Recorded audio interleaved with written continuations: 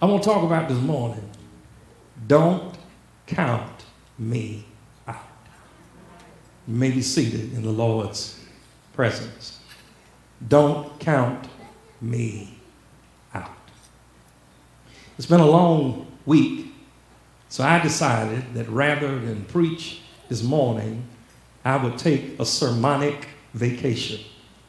And I want to invite Perez to speak on his own behalf, to walk us through and provide us with an understanding of Genesis chapter 38. My name is Perez. My mother's name is Tamar. My dad's name is Judah, but my uncle's name is Joseph. You read about my uncle not in Genesis 38, but you read about him in Genesis chapter 37, Genesis chapter 39, all the way through Genesis chapter 50. Matter of fact, most of the book of Genesis is centered around the behavior not of my dad Judah, but of my uncle whose name was Joseph. Let me tell you something about my people that will help you to better understand my story. My uncle Joseph was a visionary. You will remember in Genesis chapter 37 that Joseph had a dream that all of his brothers would have to bow down to him in order to survive.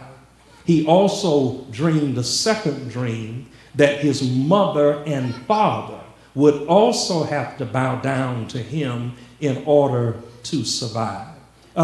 Perez says, my uncle was a visionary. He had visions, he had dreams. But then, not only do I want to tell you that my uncle was a visionary, but I got to be honest about the fact that my daddy was a villain.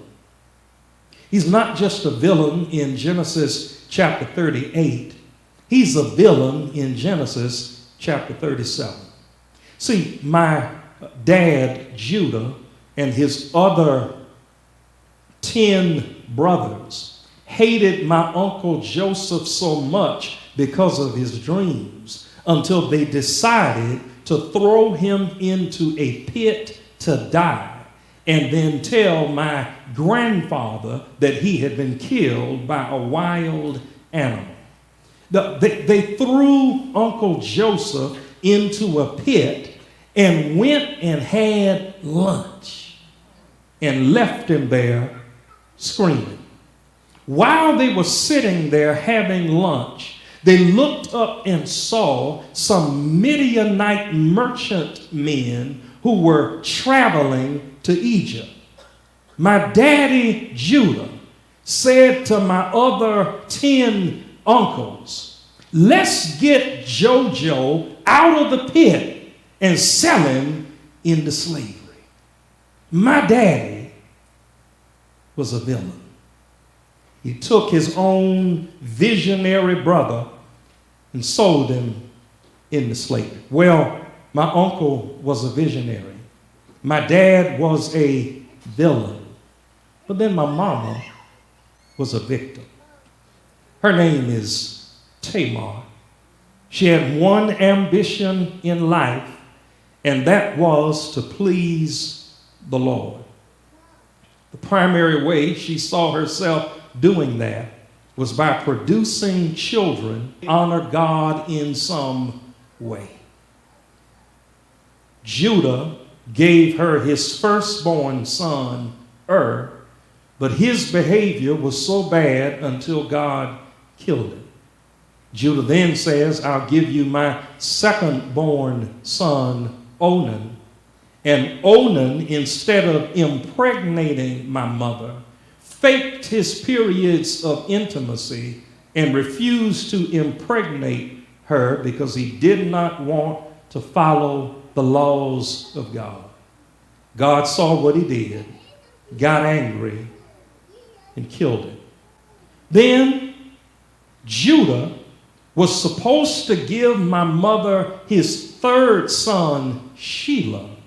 But because he didn't want Shelah to die, he withheld Shelah from my mother. My mother was simply a victim. My mother was not a black widow. She wasn't killing Judah's sons. Judah's sons were being destroyed by God because of their own sinful behavior. All my mama wanted to do was to carry on a family blood line. And she ends up here as a victim. Now, she did some treacherous stuff later on. But in the early verses of Genesis chapter 38, she is simply a victim. Well, my uncle was a visionary. My daddy was a villain. My mama was a victim. But Perez says, I myself am a victor. Let that sink in. I had an uncle named Joseph. He was a visionary. Daddy named Judah. He was a villain. Mama named Tamar. She was a victim. But I came along and God gave me the victory. The problem with my mama is that she was a victim of circumstance. There were things beyond her control that were being composed upon her. You will see that by the time we get to verse 30, that while my mother was a victim of circumstance, I became a victor over every circumstance. But before we rejoice in the joy of my victory, I do have a suggestion that I would like to make. And that suggestion is this: don't count my daddy out. Well, Perez, did you not just inform us that your daddy was a villain? Yeah, my daddy was a villain.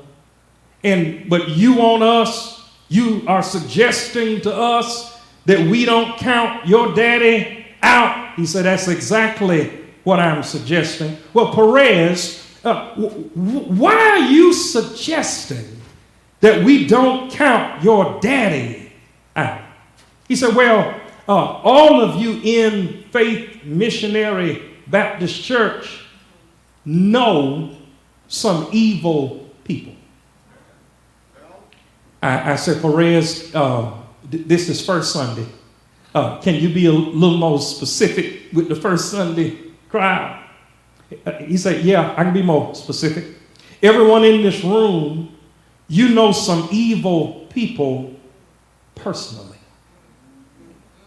That is in your family, on your job, on your street, sometimes in your home.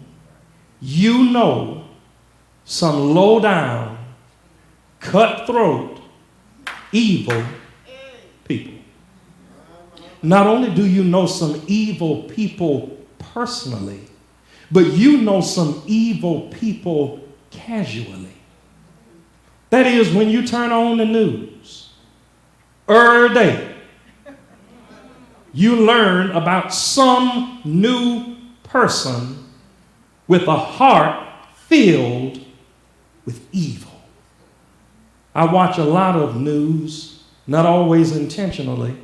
I watch the news so that I know what to pray for and I know what to keep you informed of as best I can. And every day I am stuck seeing that life possesses evil people. Not only do you know some evil people personally and casually, some of us know some evil people internally. See, I've been around church long enough to know that all the evil people ain't outside the church.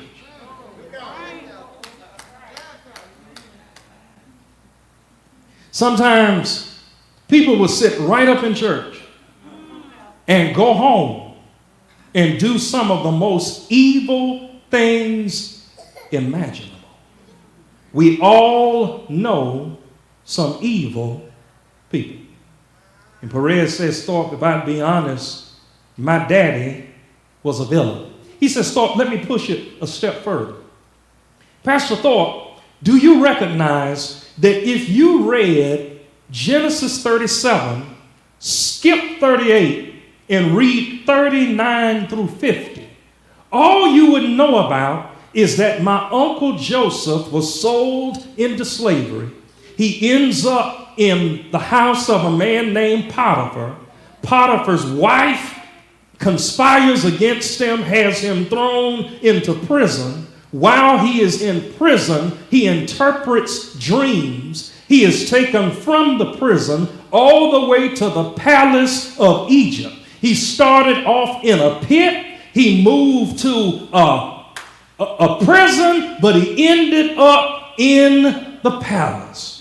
By the time you get to the end of Genesis chapter 50, my uncle Joseph says to his brothers, my uncles, you meant it for evil, but God meant it for good. Pastor, the only reason that Moses wrote Genesis chapter 38 was to tell you how good my uncle was and how bad my daddy was. But here's what I find to be amazing in the language of this text. It is in verse 24 down through verse 26. In verse 24, the Bible says, 3 months or so later, Judah was told, your daughter-in-law has been playing the harlot, word change, and now she's a pregnant harlot. Judah yelled, get her out here. Burn her up. Now, he has some nerve. You done sent the girl home to behave like a widow for years, waiting on your son to be given to her. You have pushed her into a corner. She came out fighting, and now you say, burn her up. We got some nerve when the shoe is on the other foot. As they brought her out, verse 25 says, she sent a message to her father-in-law. She said, I'm pregnant, all right. But I'm pregnant by the man who owns these things. Identify them, please. Who's the owner of the sealing cord and the staff? Judah saw they were his. He said, she's in the right. I'm in the wrong. I wouldn't let her marry my son, Sheila. He never slept with her again. Which means that even though by law he could have claimed her as his wife, he refused to do so under the circumstances. You know why you don't need to count my daddy out? Is because sometimes bad people can learn from their mistakes.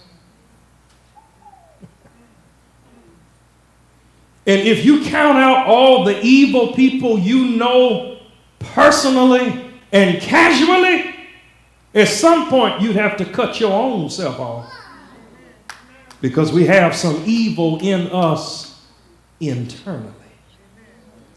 And be careful how quick you are to drop the hammer on others. Because trouble may be right around the corner. So Perez says, don't give up on my daddy. He said, well, Thorpe, that's not all. Not only is it true that I don't want you to count my daddy out, but don't count my mama. Tamar's history is a unique one. She's been denied 2 husbands because of their own sinfulness. God killed them. She grew up in a background where they did not serve Jehovah, the true and living God. They served many idol gods, which means she was around sinfulness constantly, yet God was pulling her out of a place of sinfulness into a place of purpose. All she wanted to do was to have a child and allow that child to grow up and honor God. When she recognized that Judah was not going to give her his third born son, the youngest son, Shelah, she said, somebody finna give me a baby. Here's what she knew. His wife has died. The period of mourning is over, and he's on his way to get paid.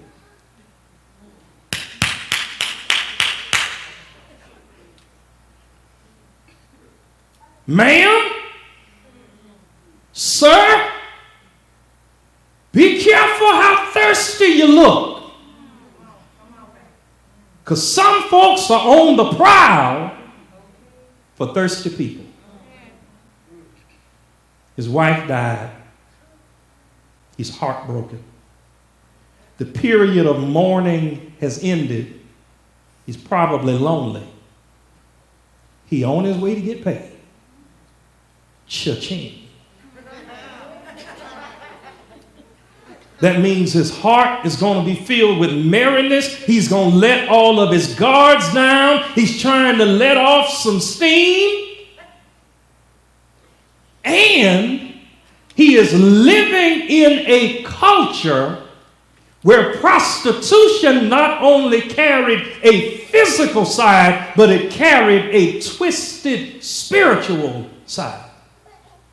When you read verse 21 in the New American Standard Bible, when it refers to Tamar playing the prostitute, the word prostitute is not alone. In the New American Standard, the word temple is included, which means she wasn't just playing a street prostitute. She was operating in the role of a temple prostitute, which means when Judah met her, he knew that her prostitution would be considered an act of worship in her culture. That is why what he promised her was not something small. He said, I'm going to send you a whole goat. And until you get the goat, I will leave my signet and its cord, and I'm going to give you the staff that I'm supposed to be using to guide these sheep to sheep shearing. This was not merely a casual transaction. It was physical, but it was also spiritual. Say, yeah, but Rezi, that's what I call Perez for sure. Rezi, your mama dressed up as a temple prostitute, tricked your daddy into sleeping with her and getting her pregnant. Rezi, are we supposed to overlook that? No, I thought, I don't want you to overlook it. I just don't want you to count my mama out. Don't count my daddy out, because sometimes bad people can learn from their mistakes. But don't count my mama out, because sometimes God can turn a bad thing into a good thing. Let me rewind. Sometimes God can turn a bad thing into a good thing. Pastor Thorpe, she got pregnant out of wedlock. At least she had it.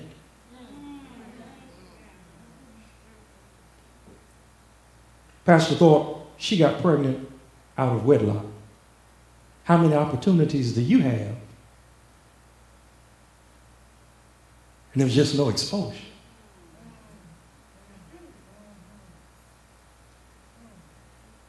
We live in a culture, I want to talk about abortion specifically. We live in a culture where people point out, as they refer to the great sin of abortion, as if there is no other sin. And they point that out. She got an abortion. They killed an innocent baby. Who pays for most of them? You sitting up home or sitting outside in the car or in the waiting room with your nose in the air talking about what you ain't never done. When the reality is she didn't get into that position by herself.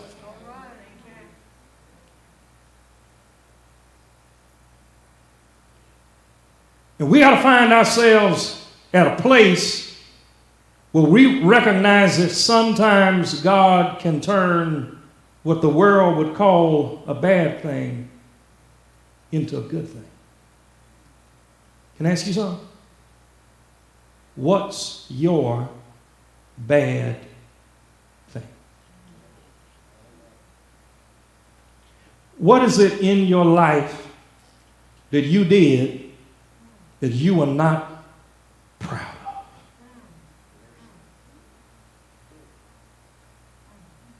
I give you a moment to stoop, because the next question is perhaps more important. Because it not only involves what you did, but sometimes it involves what was done to you. What is your bad thing? We all have at least one that either we did or it happened to us. We all have a bad thing. But Perez says, don't count my mama out, because God can take a bad thing and turn it into a good thing. My next question is, what is your good thing? Whatever you did that was wrong, you can't go back and change it. So what good are you making out of it today?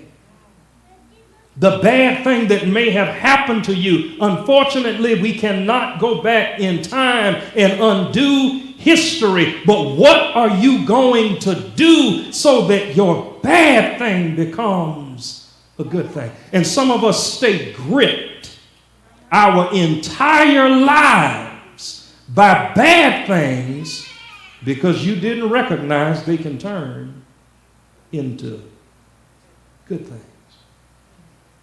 Because, Pastor, when you get to verse 27, all my mama wanted was to have a baby. And you know what God did, Thor? He gave her two of them at the same time. Two husbands had died. A father-in-law who was trifling had to trick him to make him stand up to his responsibilities. But instead of the one baby she was expecting, God gave her two babies at the same time. Because sometimes God can take a bad thing and turn it into a good thing.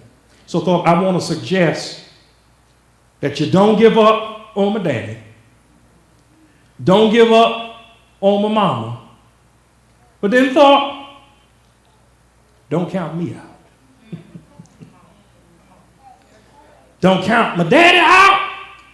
Don't count my mama out. Don't count me out. My daddy was a villain. My mama was a victim. But God made me a victor. My mama was a victim of circumstance, but God gave me victory over every circumstance. Perez, what do you mean? He said, well, Thorpe, just look at my history. I had a bad start. Thorpe, look at my history, man. My mother's father-in-law is my daddy. I I call that a bad start. Thought I ain't want to go to none of the family reunions because I was tired of trying to explain myself. Well, who's your mom? Tamar. Well, who's your daddy? Her father-in-law, Judah. Huh? I had a bad start. Hey, thought, not only did I have a bad start, I was dealt a bad hand. I wish I had some spades players in here who know what it's like when the cards are being dealt and you end up with a bad hand. Ain't a spade nowhere in there. You can't count no books. We call them phone numbers.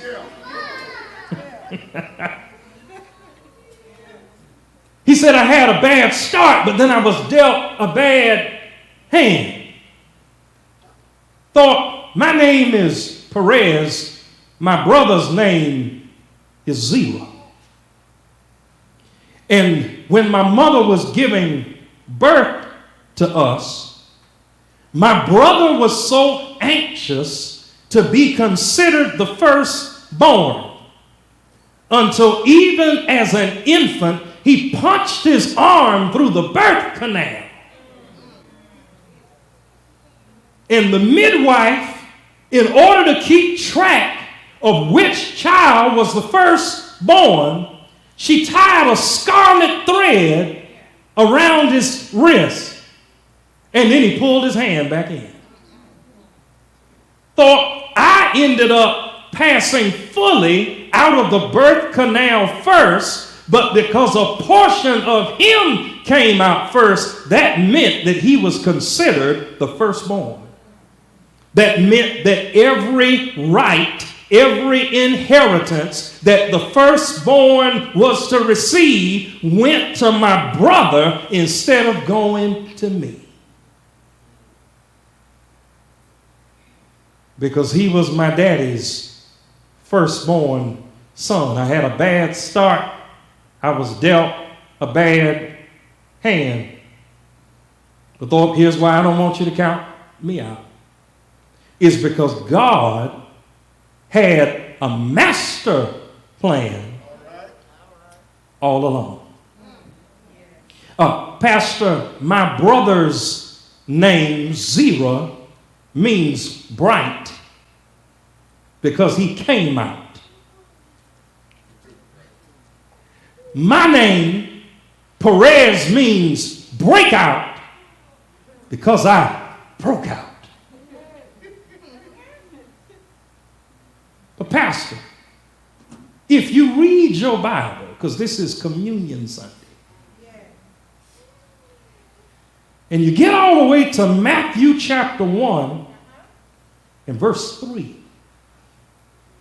the family history of Jesus is recorded. And Pastor, do you know whose name is listed as a part of Jesus' family line? My name. My daddy was a villain.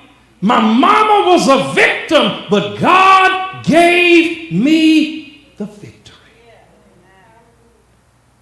Pastor, even when Moses wrote about my daddy, Moses had no idea that this setback was a set up for a comeback.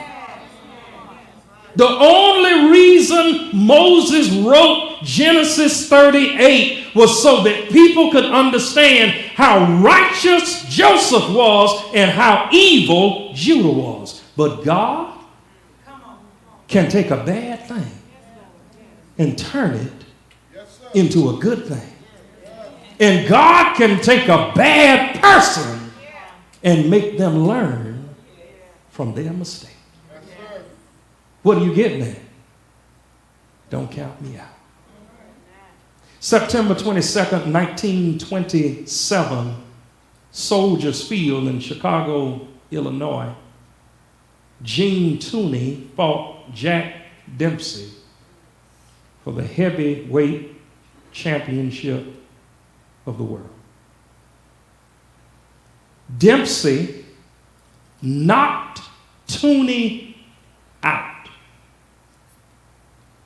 But there is a rule in boxing that when you knock your opponent out, you have to go to a neutral corner in the ring. That means you can't go back to your corner. You can't go to your opponent's corner. You have to go to a neutral corner in the ring. Well, when Dempsey knocked Tooney out, he went to the wrong corner. And instead of the referee going down on the mat to count out Tooney, he spent so much time trying to get Dempsey in the right corner until Tooney, laying down on the mat, revived himself and got up and won the fight on points. Jesus was crucified on Friday morning. Laid in a borrowed grave because he didn't need to keep it permanently. Stayed there the rest of Friday. Stayed there all night Friday night. Stayed there all day Saturday. All night Saturday night. But the old preacher would say, early. Sunday morning, he got up out of the grave. All power in heaven and in earth was in his hand. The devil thought he could count him out, only to discover that if you kill it on Good Friday, God can raise it on Resurrection Sunday morning. Don't count me out. Hey, don't count my dad out. He's a bad man, but he learned from his mistakes. And sometimes bad people can learn from their mistakes. Don't count my mama out. She did a bad thing, but God turned it into a good thing.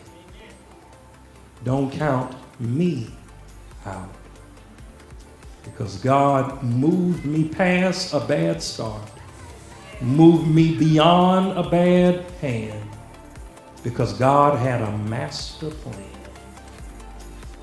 all along. What am I getting at? You don't know what all of your life means. You don't know who's going to be touched 10 years from now because of the hell you're catching now. And if you try to take a shortcut now, it's going to short circuit them. Just be thankful that you're a part of God's master plan. And even if it looks like your brother is getting out ahead of you, it's all right. You can have the cord. I'm in the family line of Jesus. You came out, but I broke it out. God gave me victory over every circumstance. All people standing over this.